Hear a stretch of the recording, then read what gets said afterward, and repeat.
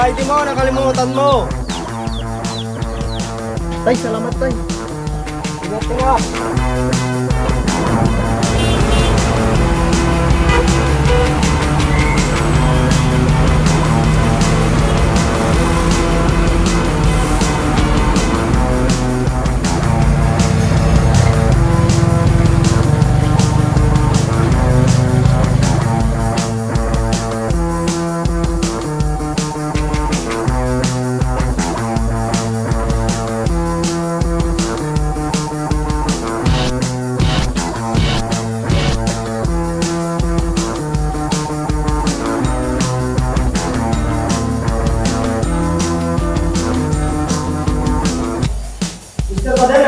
Sir, sorry, late ako. Take your seat. So, let's go back to our topic.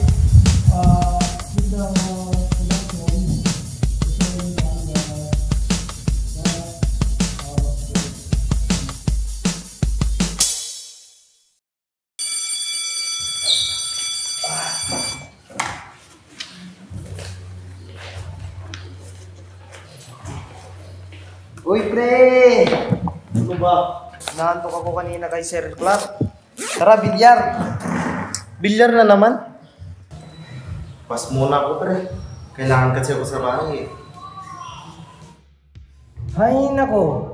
Palagi ka na lang kailangan sa bahay ninyo. Ano ba ginagawa mo dun? Ano, pre? Dating gawi. Tagabantay sa tindahan namin ng Bornay. Lalo't alam mo na, dalaw lang kaming tatay sa bahay. Bantay na naman. Di ba wala na ata masyadong bumibili ngayon ng Bornay? Luma na kasi yan, pre. Ha? Napakaganda kayang Bornay. Ang dami nitong pwedeng paggamitan. Pwedeng pang masetas, panglalagyan ng asin. Biro lang yun, pre. Pero ayaw mo ba talaga maglaro ngayon? Hoy! Kahit ngayon lang, pre. Saglit lang naman eh. Di talaga ako pwede, pre.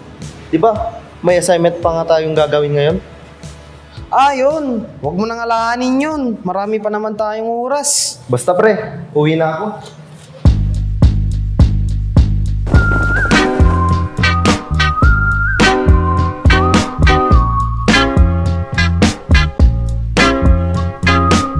Hindi na po kayo.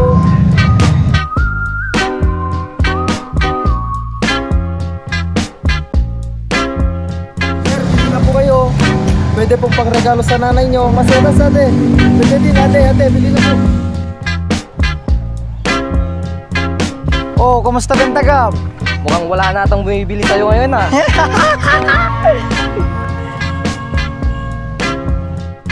Ang init.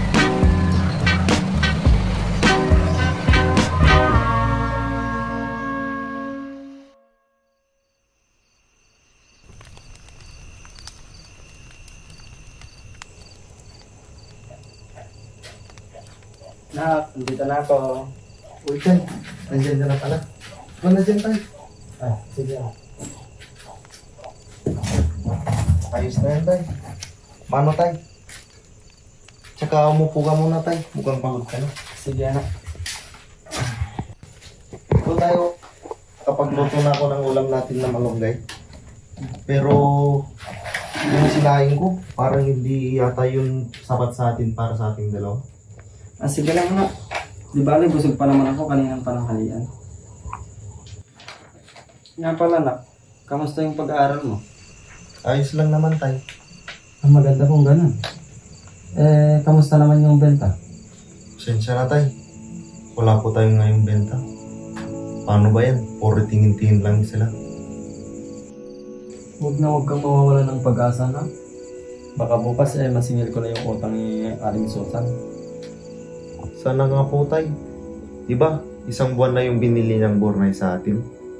Pero hanggang ngayon, di pa siya nagbabayad. Kaya nga anak, pero kahit ganun sila, dapat manatili pa rin tayong mabait sa kanila ha.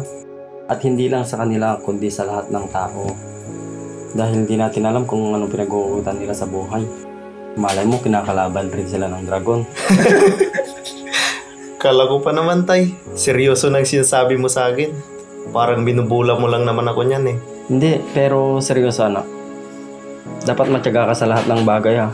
Dahil pansin ko sa panahon ngayon, tumatamad ng mga kabataan. Oo nga po tay, sa paralan namin, may mga klase akong parang hindi nila sineseryoso ang kanilang pag-aaral. Pareho lang naman mahirap ang buhay. Oh, huwag mong tularan yung mga yun, anak ha. Kaya mag-aral ka ng mabuti. Opo tay, kaya pagdating ko ng koleyo, gusto ko pong maging pintor. Yun, pabutin mo yung pag-aaral na ka. Opo tay. Luto na ata yung sinasayang mo, anak.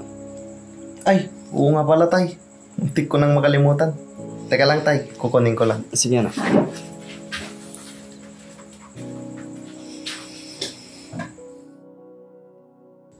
Atay, mukhang sapat ata to para sa ating dalawa. Tara tay, kain na oh. Luto na yung kanin.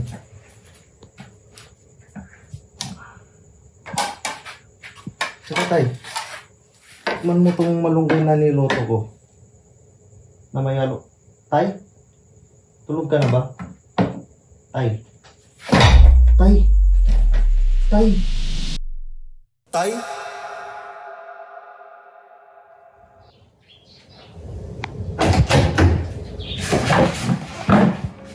Maaari mo na pong makita ang iyong tatay. Kamusta pong tatay ko to? Sad to say, iho, your father suffered urinary tract infection. Ito ang resulta sa pagka-block ng ihi sa kidney. At base sa results, may kidney stones ang papa mo. Pero sa kalagayan niya ngayon, mukhang nangangailangan namin mag-perform ng surgery. Dok, baka hindi po namin kakayanin ang pagpapasurgery. Nga pala, iho, may kasama ka bang iba? Asan yung nanay mo? Nanay mo? Nanay mo? Nanay mo? Nanay mo? Iho?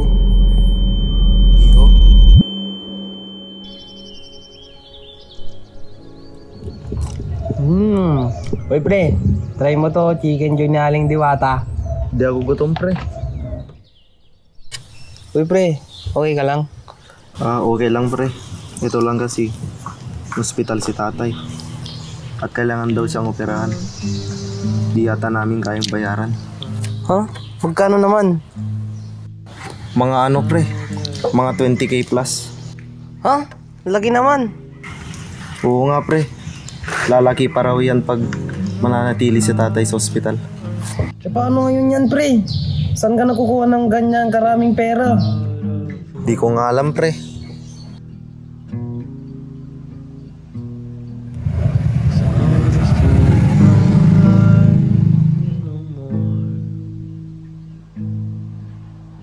Breaks my heart.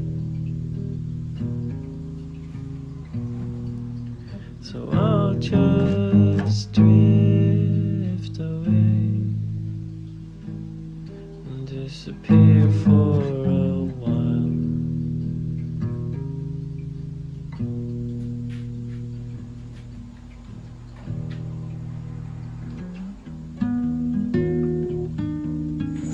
Dapat matyaga ka sa lahat ng bagay ha. Opo tay, kaya pagdating ko ng koleyo, gusto ko pong maging pintor.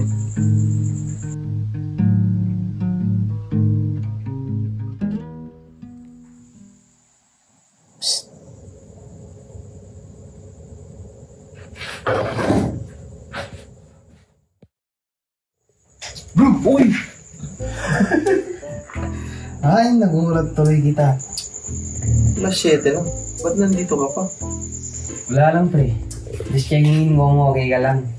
At ngayon na nga lang ako ulit dito sa bahay nyo.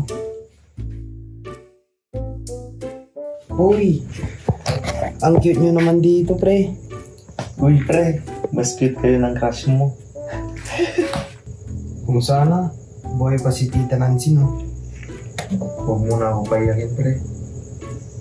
Oo nga pala pre. Di ba pangarap mong maging pintor? Oo pre, ano naman? What if paghuluin natin yung pintor sa Kabornay?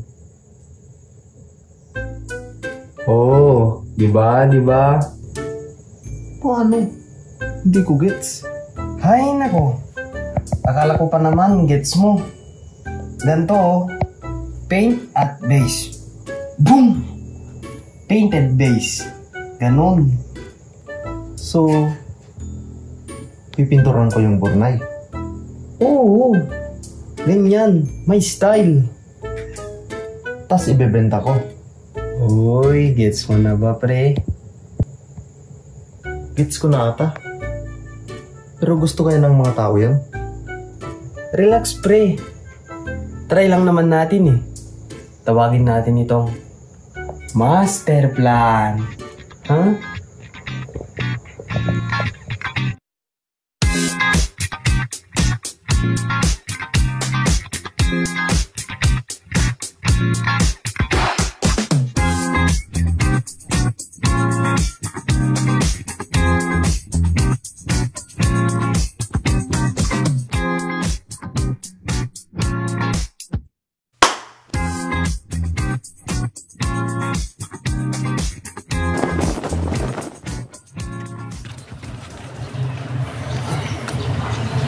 Sigurado ka ba talaga dito, pre?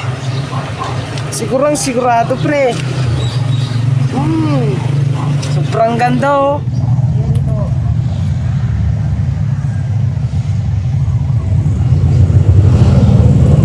Oo nga, pre. Ang ganda nga. Ang ganda nga eh. Parang si Crush. Tapos, pwede pa sila mag-request ng custom paint, oh. Hoy! Oh, Gabriel! Itong bagong produkto. Ba't mo pinipitan tong Bornay? Joke ba to? Wala nang bibili sa inyo yan dahil pinipinturahan mo. Ano bang problema nyo? Di ko naman pinapakialaman yung sa inyo, ah. O ano? Lumalaban ka na, ha? Huwag mong kalimutan. May utang pa kayo ng tatay mo. Ano ba yan? Huwag ka kayong mag-away. Oo, babayaran din namin. Huwag muna ngayon. Nasa ospital si tatay. Kung di kayo magbabayad ngayon, edi lumayas muna kayo. Walang babalik hanggat walang nagbabayad. Haha, deserve.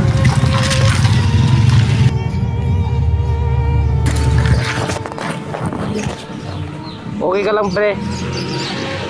Hirap nito, pre. Di kami nakakabayad ng utang. Walang bumibili sa benta namin. Kalma, pre. Huwag mo na sila pansinin. Makakabenta pa rin tayo kahit wala na tayo dito. Paano, pre?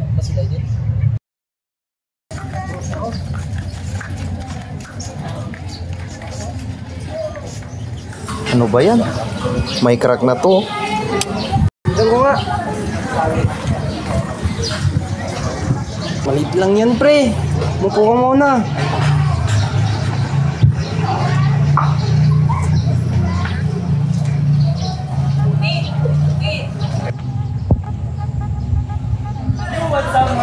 Huy, huy. Dito ngayon tayo sa City of Vigan. And look at this! Kakaiba to mga kalumboy. Dito sa spot na to, may nagbebenta ng clay pots. At hindi lang yun. Pinipinturahan clay pots pa, oh. So approach natin si Kuya dito. How much to, boss? Ay, ito, sir. Po ay nagkakahalaga ng 250 pesos lang po. Saka kakaiba to sa mga Bornay na nakikita nyo. Kasi unique po ito dahil may halong pintura.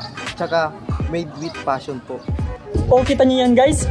250 pesos lang, may Bornay ka na. At tsaka ask ko nga, boss, anong made it passion yung gawa mo yan? Kasi po, sir, ito lang po ang aming hanap buhay. At ito lang po ang kulturang likhang aking nakamulatan. At since pintor po ang aking pangarap, napag-isipan ko pong paghaloy ng Bornay tsaka pintor. At ito lang po ang makakatulong sa paggagamot ng aking tatay. Napano pa lang tatay mo, boss? Na-confine po siya, sir. Nagka-kidney stone po kasi siya. At sa pagbebenta ko po ng Bornay, dito ko lang po nakukuha ang pagpapagamot ng aking tatay. Ang hirap pala ng sitwasyon mo, boss. Gusto kong makatulong. Kaya mga kalumboys, bili na kayo ng gawa nila. Gabriel po. Hey, boss. Marco po, boss. Nila Marco tsaka Gabriel dito lang sa Calle Crisologo. By buying Bornay, we can save lives. Maraming salamat po, sir. Walang anuman, Gabriel. Gusto ko lang na makatulong. Here, keep the change. Hala, sir. Napakarami naman nito. Don't worry, Gabriel. Pagbutin mo pa yan para mapagaling mo ng tatay mo. Sir, maraming salamat po, sir.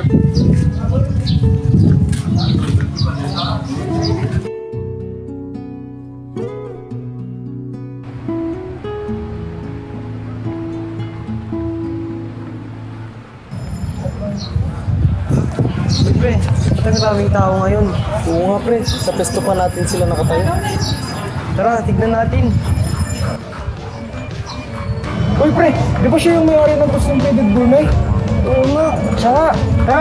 Sige, tara. Idol, tara pare. Idol, galing niyo mga idol. Pag-uwain ng kawan niyo, idol.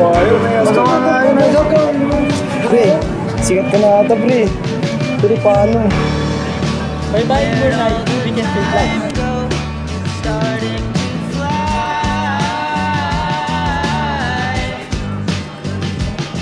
So, kamusta na ako? Heto, guminhawa na ang buhay. Salamat sa vlogger na bumili noon. Dahil sa kanya, napagaling ko si tatay. Napalago ko ang business namin. At ngayon, nationwide na ang Custom Painted Brunei.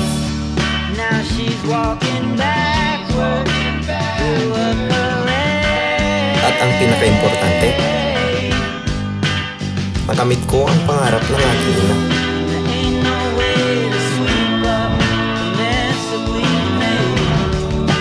Uy, sino to anak? Ang ganda naman.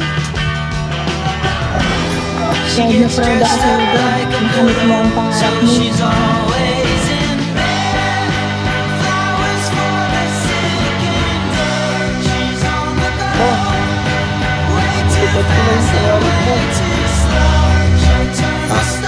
Yung pangarap niya, pangarap ko rin ang maging successful na pintor.